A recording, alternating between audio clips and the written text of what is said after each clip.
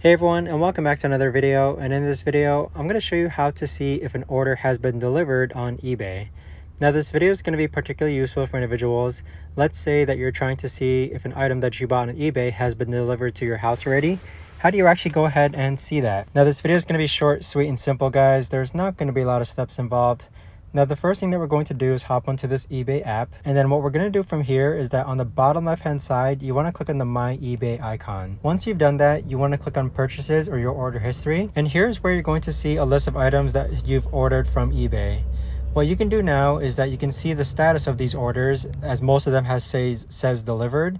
That is the status of these orders. So if the first one you can see has been delivered, you can click on it again, and you could actually see the delivery info on this particular product.